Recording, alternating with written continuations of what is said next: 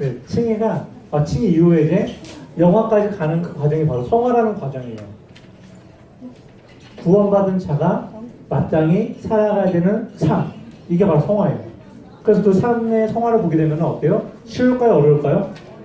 어려워요. 혹시 나는 쉽다 하는 사람 있어요? 난 성화가 참 쉬워요. 없죠. 이 성화는요, 단계가 있어요. 단계가 이게 똑같이 그냥 쭉 쉬는 게 아니라 어때요? 한 단계를 이겨나가면은 뭐가 기다리고 있어요? 또 다른 단계가 기다리고 있어요. 산 넘어 뭐예요? 산이에요. 계속 그렇게 가서 언제 마치냐? 우리가 이 세상을 떠나는 거. 우리의 숨이 멈추는 그날에 성화가 끝나고 바로 뭐가 돼요? 영화가 됩니다. 그리스도의 심판대 앞에 서서 하나님 앞에 서가지고 이제 우리가 알지 못하는 영화로운 몸으로 덧입혀짐을 받을 때 그때가 바로 영화가 되는 거예요. 그때는 모든 죄로부터 어떻게 되어지는? 해방이에요. 지금 우리가 의인으로 칭함 받았지만 뭘 짓고 있어요? 죄를 짓고 있어요. 의인인데 의인 같지 않은 의인인 거죠. 이해가 되시나요? 네. 의인인데 의인 같지 않은 의인이에요. 우리는요. 죄인인데 죄인이 아닌데도 또 죄인이에요. 뭔가 이렇게 복잡하지만은 명쾌한 것은 우리는 예수님의 믿음으로 인해서 칭의를 받고 의인이 되었다는 사실이에요. 하지만 하나님 앞에 가는 그날까지는 우리는 육신의 몸이 있기 때문에 죄를 범할 수 있다는 사실을 인정하셔야 됩니다. 이것을 인정하지 않고 우리가 많은 기독교인들이 착각하는 것 중에 하나 있어요. 특히 목회자도 착각하는 것 중에 하나가 오래 믿다 보니까 나는 구원받았기 때문에 나는 죄에서 자유하기 때문에 죄를 져도 돼. 이런 착각이에요. 이런 생각 해본 적 없으시나요? 나는 죄를 짓고 있는데 다른 사람의 죄만 보이는 거예요. 그리고 마치 그 사람만 정죄하게 되는 거예요. 나는 괜찮아. 네? 이해가 되세요? 혹시 이런 생각 가져본 적 있으시나요? 네, 저도 그런 생각 가진 적 있어요. 저뿐만 아니라 모두가 다 이런 생각을 가지고 있어요. 그런데 이런 생각을 가질 때 가장 위험한 게요. 나는 죄인이 아니라는 생각이 더 강해지기 시작하는 거예요. 그러면 내가 어떤 일을 져도 죄가 아니라고 생각을 하게 돼요. 그리고 어떻게 돼? 그 죄에 대해서 합리화를 시키기 시작하는 거예요. 죄인데도 불구하고 나는 죄라고 인식하지 않는 거예요. 죄에 대해서 무뎌지기 시작하는 거죠. 그런데 이게 가장 큰 죄거든요. 이러한 생각들을 우리는 날마다 가지고 살아갑니다. 날마다 그 삶 속에 있었어요. 언제요? 우리가 정신 차리지 않고 빈틈을 보일 때. 성령님의 인도하신 가운데 깨어있지 못하고 그냥 여전히 죄 가운데 안주해 있을 때 우리는 그러한 삶을 살았습니다. 그래서 사도 바울이 5장에서 말하는 것이 너희는 죽음으로부터의 해방되었다. 이렇게 얘기하고 있어요. 그래서 5장 20절 말씀 보게 되면은 율법이 들어온 것은 범죄를 더하게 하려 함이라. 그러나 죄가 더한 곳에 은혜가 더욱 넘쳤나니라고 말하면서 죄가 더한 곳에 은혜가 있다라고 말하면서 6장 1절에서 어떻게 얘기해요? 그런지 우리가 무슨 말을 하리요? 은혜를 더하게 하려고 죄에 거하겠느냐라고 묻고 있죠. 그 은혜가 더 좋아서 죄 속에 거하겠냐는 거예요. 답은 뭐예요? 아니에요. 우리가 그 은혜를 더 받기 위해서 죄에 거하고 싶으세요? 하나님의 은혜를 더 맛보고 알기 위해서 죄에 거하고 싶으시나요? 그런 분이 아무도 없으시죠? 왜 죄에 거하지 않느냐는요, 우리가 어때요? 이 죄에서 죽었기 때문이에요. 그렇죠. 우리가 죄에 거하지 않는 이유는 죄가 어떻게 됐어요? 우리의 죄가 죽었어요. 우리는 그 죄에서 해방되었어요. 믿으시나요? 믿으세요? 별로 안 믿는 것 같은데요. 네, 일단 믿고 넘어갈게요. 네, 우리는 그 죄로부터 해방받은 존재예요. 왜요? 그리스도가 십자가에 못 박힐 때에 그 죄도 이미 죽었기 때문이에요. 그래서 2절과 3절 말씀을 다 같이 한번 읽어보도록 하겠습니다. 1절부터 3절까지 읽을게요. 시작. 그런즉 우리가 무슨 말을 하리요? 은혜를 더하게 하려고 죄에 더하겠느냐? 그럴 수 없느니라. 죄에 대하여 죽은 우리가 어찌 그 가운데 더 살리요? 무릇 그리스도 예수와 합하여 세례를 받은 우리는 그의 죽으심과 합하여 세례를 받은 줄을 알지 못하느냐.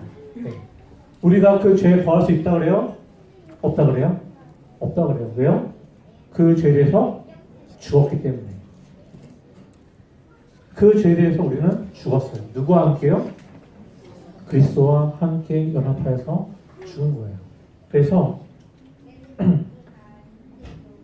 사도 바울이 세례를 예를 들고 있는 거, 세례 3절에서 무릇 그리스도 예수와 합하여 세례를 받은 우리는 그리스도와 연합해서 세례를 받은 자들, 즉 예수님께서 십자가로 돌아가실 때에 우리도 같이 죽었다라고 얘기하고 있어요. 그래서 여기서는 죽음의 세례를 얘기합니다.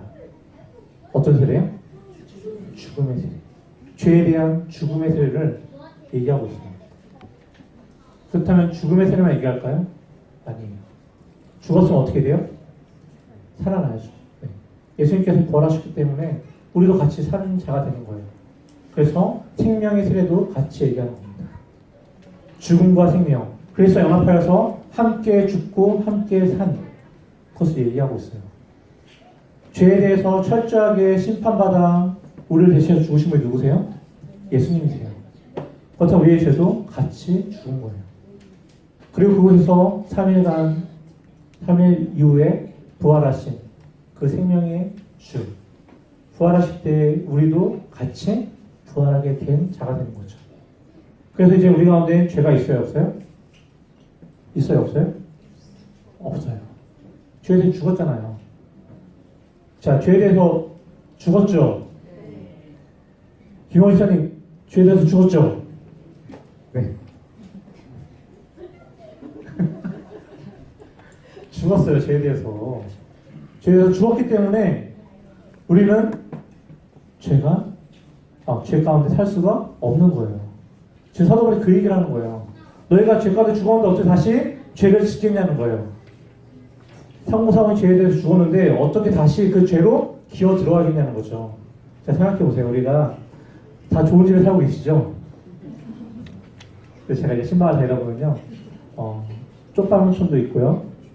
또 좋은 집도 있고요. 그리고 그냥 그런 집도 있어요.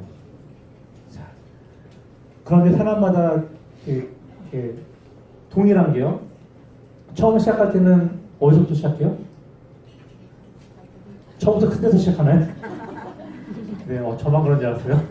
저만 작은 곳에서 시작한 줄 알았는데, 네, 작은 데서 시작해서 조금씩 커지죠. 아이가 자라고 생기면 어때요? 조금씩 집이 넓어지잖아요.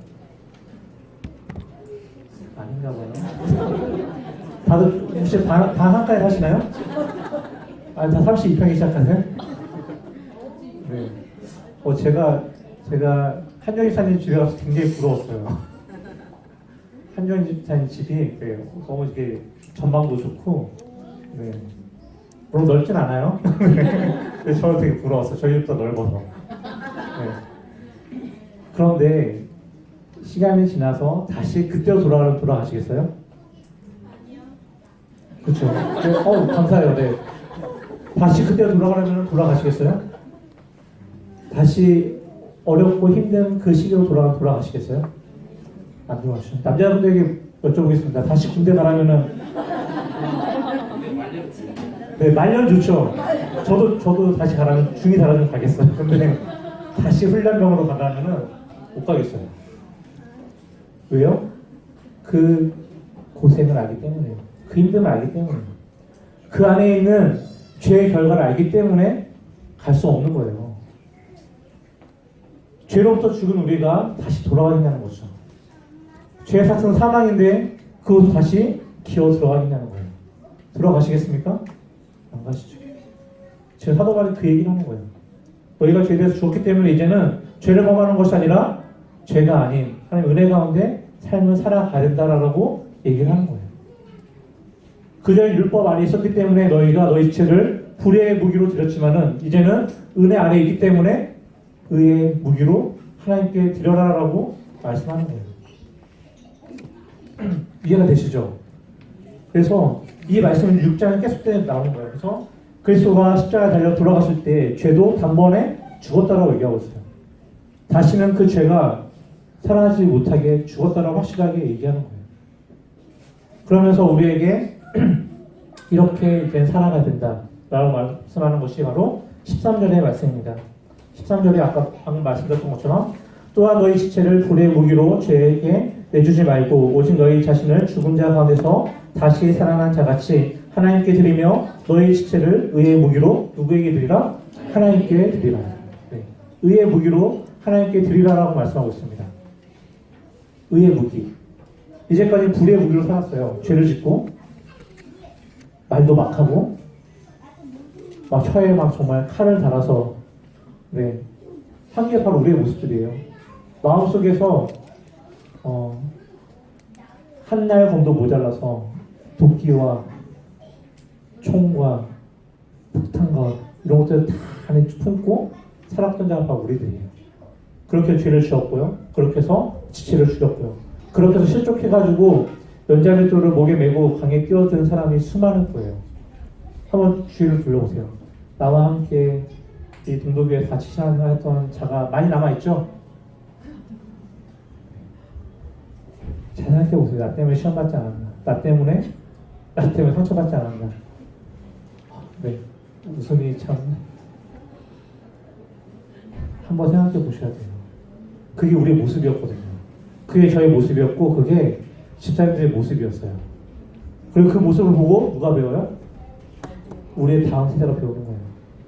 우리 젊은 청년들이 배우고 그 젊은 청년의 선생님들의 모습을 보면서 아이들이 배우고 또 우리의 자녀가 배우고 이렇게 계속 반복되는 거예요. 그러다 보면 우리에게는 어때요? 계속 상처가 남는 거죠. 피해 의식만 생기는 거예요. 제가 제일 답답한 상황 중에 하나가 뭐냐면은 하나의 피해를 받았어요. 물론 속상하죠. 그런데 그 피해가 이게 아물어지고 상처가 치유받아야 되는데 계속 그 안에서 계속 더 굴고 있는 거예요. 그럼 어떻게 해야 돼요? 째야 돼요. 째면 아플까 안 아플까요? 아파요. 근데 우리는 계속 그 굶은 걸 어떻게 해요? 안에서 계속 안고 있는 거예요. 째서 그 고름을 다 빼버리고 안에 썩어 문드러진 것도 다 도려내고 새 살이 돋아날 수 있도록 치료를 해야 됨에도 불구하고 그것을 계속 감싸고 있는 거예요. 그러다 보니까 어때요? 계속 귀로는 알고 있어요. 머리로는 알고 있어요. 들어서 알고 있고 읽어서 알고 있고 시간이 지나서 알고 있어요. 그런데 우리는 계속해서 그 굶은 상처를 가지고 또 그 굶은 것 때문에 옆에 진짜 또 굶게 하는 거예요. 찔러서. 그게 우리의 모습들이에요. 그게 이 땅을 살아가는 많은 사람들의 모습이고요. 그렇게 살았기 때문에 기독교가 욕을 먹기도 하는 거예요. 이해하시죠? 네.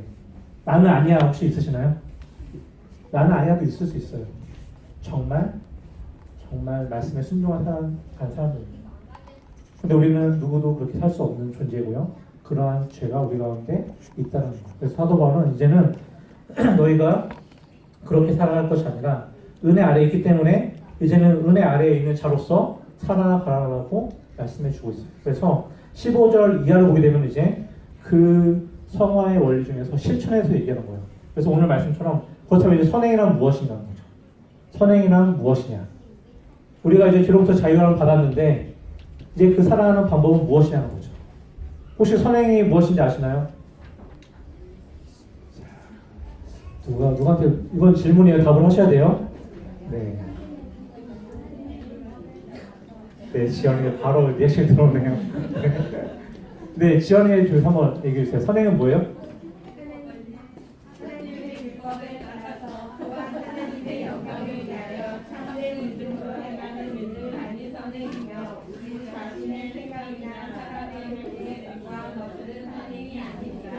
감사합니다. 그렇다면 지연이네 주는 선행을 하며 살았나요? 아니죠. 네, 우리가 선행이라 하면은 가장 기본적으로 생각하는 게 도덕적 기준을 두고 얘기합니다. 착하게 살아야 된다. 자녀들을 양육할 때 어떻게 양육해요? 거짓말하지 마, 싸우지 마, 욕하지 마. 그리고 어떻게 해야 돼? 예의 바라야 돼. 이렇게 가르쳤죠. 그렇게 가르쳤는데 아이들이 들었나요? 아이들이 들었는데 전혀요. 네, 잘하면 어떻게 돼요? 잘하면서 나가서 보고 듣고 오는 걸 그대로 하죠. 욕을 딱 처음에 들었어요. 그럼 어떻게 그 욕만 하죠? 아닌가요? 제가 유초등부 제 첫 사역은 영화부였어요. 영화 유치부. 애가 태어나서 교회 올 때부터 받아가지고 이제 키웠던 그런 부서 맡았고요. 그리고 군대 갔다 와서 초등부를 했고요. 그리고 다른 곳에 가서 유초등부도 하고요. 청년도 하고요. 그리고 또 다른 데 가서 중고등부도 하고 청년부도 하고요. 또 다른 데 가서 또 유초등부 하고 청년부 하고 장년부 하고. 네. 그런데 여기서 보면요. 항상 같이 맡았던 부서를 보면 대부분이 유초등부예요. 근데 이 아이들이 처음에 딱 얘기할 때 보면요. 입에 욕을 달고 얘기를 해요. 초등학교 1학년도. 근데 유치부에도 그렇게 하는 거예요. 집에 있을 때는 엄마 아빠가 욕을 안 하잖아요. 혹시 아기한테 욕하시는 분 계시나요? 없으시죠? 아이들에게 좋은 것만 해주고 싶어서 욕 안 하시잖아요. 그죠? 네. 그런데 아이들이 나가서 듣고 뭘 듣고 와요, 처음에? 제가 충격적으로는 18이라는 욕을 듣고 와서 교회에서 계속 뭐만 하면 계속 얘기를 하는 거예요. 취임새처럼. 유치부인데 제가 너무 심각하다는 걸 느꼈어요. 그래서 근데 이게 유치부 하는 게 아니라 다 똑같다는 거예요. 유치부인들. 근데 제가 신기했던 것 중에 하나는요. 제가 초등부 교사를 할 때 그 당시 6학년이었던 애가요. 욕을 한 번 했다가 혼났어요. 엄마한테. 근데 그 청년이랑은 제가 계속 가르쳤기 때문에 친해서 좀 연락하는데 지금 이제 고등학교 체육 선생님이 여잔데 근데 여전히 욕을 할까요 안 할까요? 안 해요. 신기하죠? 6학년 때 욕 한마디에 혼난 이후부터는 욕을 안 해요. 신기하죠? 어떻게 혼낸지 모르겠지만요. 권사님 저한테 하시는 말씀이에요. 근데 이 청년도 욕을 안 해요. 네, 때렸을지 어떤지 모르겠지만요. 네. 그런데 문제는 제가 이렇게 말씀드리면요. 착하게 살아라, 거짓말하지 마라, 욕하지 마라. 이 도덕적 기준들이 아이들에게 가르쳐도 아이들은 듣지 않는 거죠. 듣지 않아요. 왜요? 부모님이 이 사실은 감시할 수 없기 때문이에요. 그 아이들 나가서 뭐래요? 혹시 뭘 하는지 아시나요? 학교에서 어떻게 되는지 알고 계세요? 모르시죠? 학교에서는 저희가 항상 이상의 행동을 할 거예요. 이해가 되세요? 성준이가 학교에서 모범생일까요? 네. 성준이만 그런 게 아니고요. 제가 이렇게 말씀드리는 건데 다 그렇게 살아오셨어요. 본인들 생각해 보세요. 본인들 중고등부 때 학교의 생활과 부모님이 나를 생각하는 그 생활과 같은 생활이었나요? 달랐죠. 저도 삼중 생활을 했어요. 교회, 집, 학교 다 다른 생활을 했어요. 제가 모범생이었을까요? 네, 모범생이었어요. 어떤 이미지세요? 네. 착하게 살았을 것 같아요?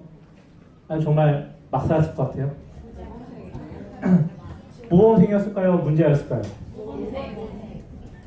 감사합니다. 네. 모범생, 네.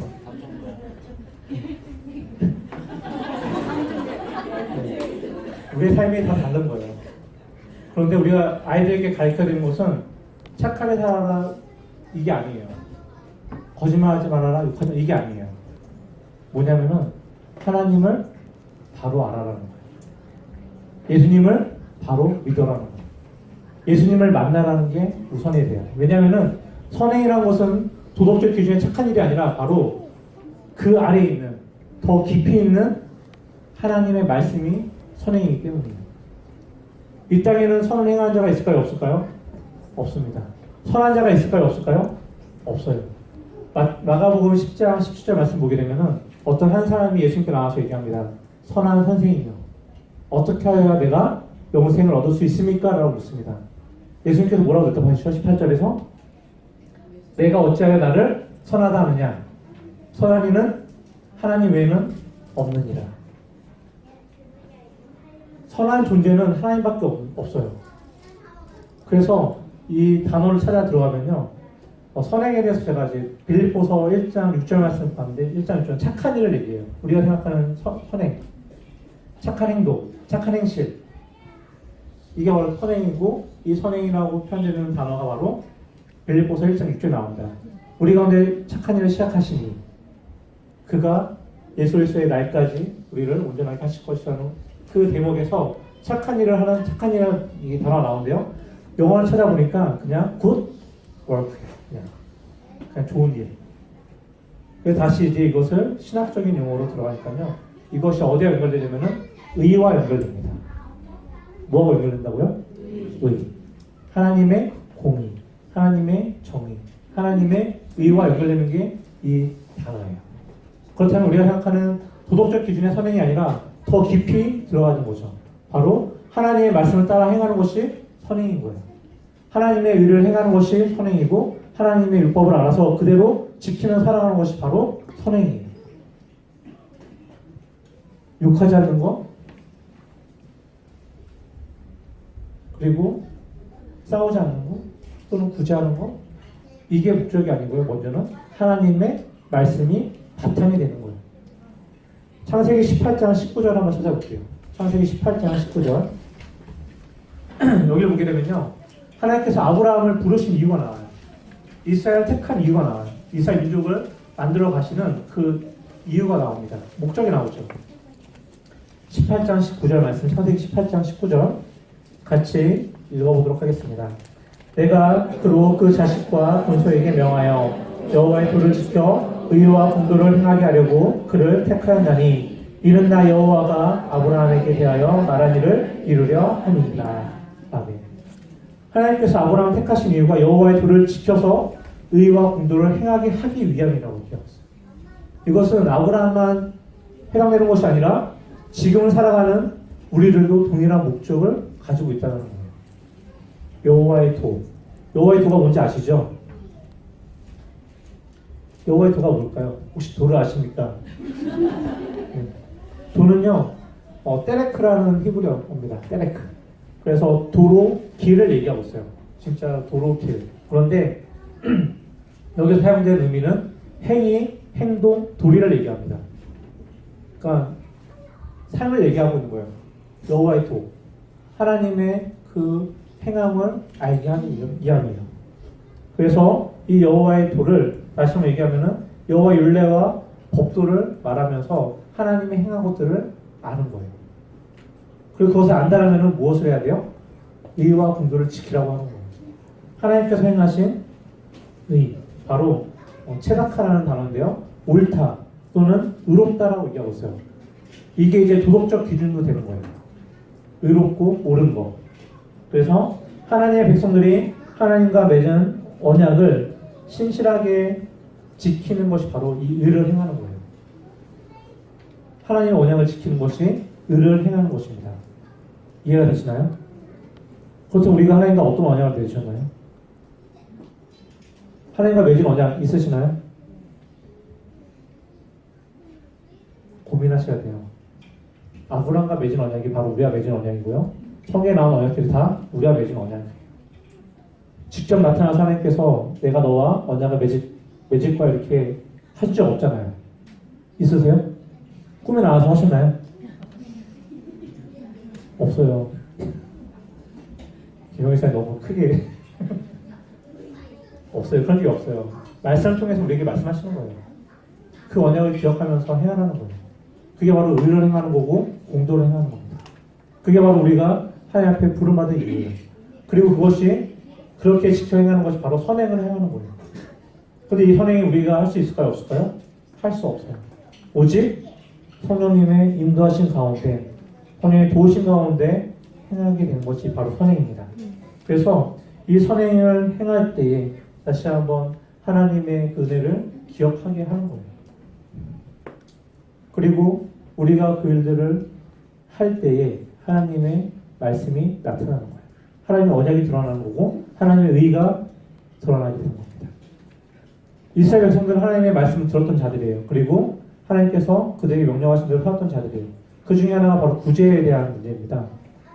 하나님께서 이스라엘 백성들을 부르시고 그들에게 이제 여러 가지 법을 얘기하실 때 구제에 대해서 얘기를 하세요. 구제. 너희가 밭에 대해서 밭을 이제 추수할 때 몇 군데를 남겨놓으라고 하죠? 혹시 기억나시나요? 몇 군데? 밭에 있으면 어디를 남겨놔야 돼요? 네 귀퉁이. 네 귀퉁이. 못을 남겨놓는 거예요. 왜요? 가난한 자, 과부, 고아, 또 나그네. 외부에서 온 거류민들이 그것을 어떻게 해요? 추수해서 먹을 수 있게 그 네 귀퉁이 남겨놓으라고 말씀하십니다. 그것이 구제의 방편이었어요. 내가 따로 뭘 안 줘도 그 밭에 대해서 남겨놓음으로 인해서 구제의 방법이었어요. 그래서 그 구제의 방법을 누가 혜택을 받아요? 룻. 네. 룻이 베들레헴에 가서 보아스의 밭에서 그 혜택을 받게 되는 거예요. 그런데 이스라엘 백성들이 시간이 지나면서 죄가 만연해지니까 어떻게 돼요? 그것들을 싹 다 거두는 거예요. 그냥 하나님의 말씀이 이제는 없어지는 시작하는 거 듣지 않고 구제를 위해서 남겨둔 그것까지도 다 내 것이라 생각해서 걷어가기 시작합니다. 이게 죄의 시작이었어요. 하나님의 말씀을 어길 때에 선행은 이루어지지 않습니다. 근데 하나님의 말씀을 행할 때 뭐가 이루어져요? 선행이 이루어지는 거예요. 하나님의 말씀을 행하는 것이 바로 선이고 그것을 행하는 것이 바로 선행이고 그 삶이 바로 우리에게 요구하는 삶이라는 사실을 기억하신다면요. 우리 삶 속에서 어떤 일을 할 것이냐, 죄를 범할 것이냐, 이제 죄를 죽었으니까 이제는 의롭게 살아야 되는데 그 일을 어떻게 이룰 것이냐, 내 생각과 내 욕심과 내 계획대로 살아갈 것이냐, 아니면 철저하게 하나님 앞에 내 모든 걸 내려놓고 하나님 따라 살아갈 것이냐, 말씀에 순종하고 살아갈 것이냐, 아니면 내가 생각하는 대로 살아갈 것이냐, 여기서 결정할 수 있는 것입니다.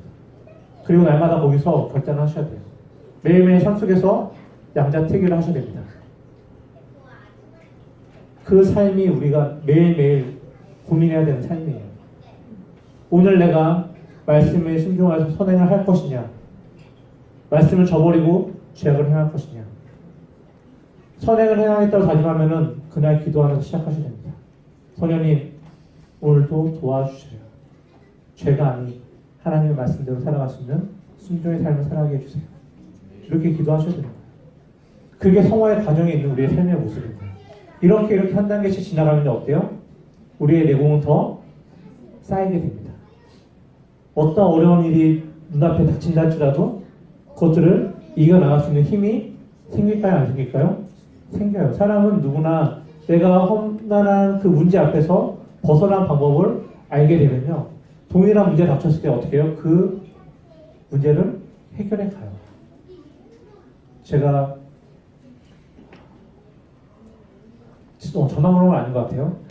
대부분의 이제 직장에서 또는 이제 남성분들이 이제 부하직원을 뽑을 때 군필자를 선호할까요? 미필자를 선호할까요? 군필자를 선호하죠. 왜 그럴까요? 김성환 이사님, 아니 부하 직원이 이제 군필자, 미필자가 있습니다. 누굴 더 선호하십니까? 일자를. 네. 맞아요. 일자라는데 기본적으로 어디에 더 마음에 가세요? 미필자, 군필자. 군필자 더 마음에 가시죠. 김홍희 이사님, 만약에 부하 직원이 군필자, 미필자가 있는데 누구에게 더 마음에 가세요? 제 말 잘 듣는 그렇죠. 아니 그런 거 말고요. 제가 두 군데서 정하라고 하셨잖아요. 오지선다에서 항상 6번을 찍는 분이 계세요. 네. 군필자는 선호하는 이유가 있어요. 왜 그럴까요? 군필자 나름이에요. 행정병과 정말 빡세게 훈련한 사람이 차이겠는데 그래도 군대에서 힘들게 한 사람을 더 선호하는 이유가 있어요. 왜냐하면 힘든 것을 견뎌냈기 때문이에요.